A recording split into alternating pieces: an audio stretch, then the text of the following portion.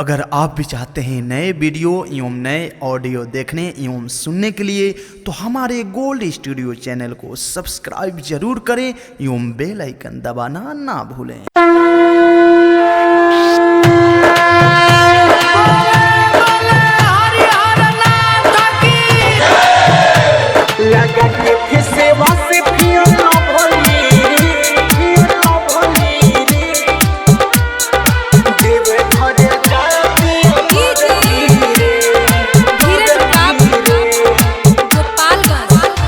लगा के फेसवा से फेर भली रे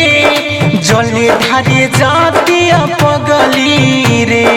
जले धारे जाती पगली रे लगा के फेसवा से फेर भली रे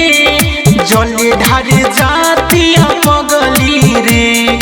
कके से ननवा धोई के धयनवा भोला पर चढ़ाई भंग सगरी रे लगा के फेसवा से फेर भली रे देव घर जाती पगली रे Deoghar mix by Sharma recording studio Jadupur Deoghar जाती पगली रे धीरज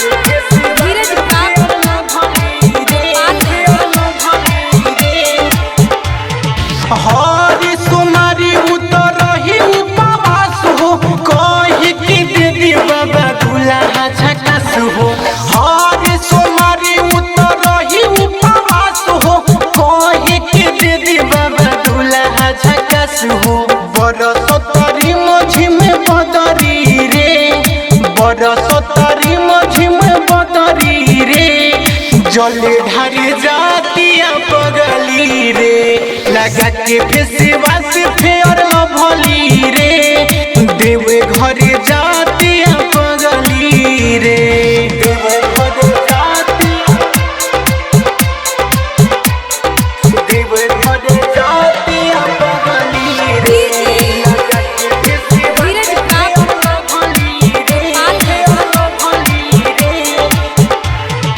रंजित यादव के गाना बजा के डीजे पर नचतिया कमर हिला के रंजित यादव के गाना बजा के डीजे पर नचतिया कमर हिला के राइटर संदीप के देखी हंसली रे अमित संदीप के देखी हंसली रे देव घर जाती पगली रे लगा के फेसवा से फेर भली रे देव घर जाती पगली रे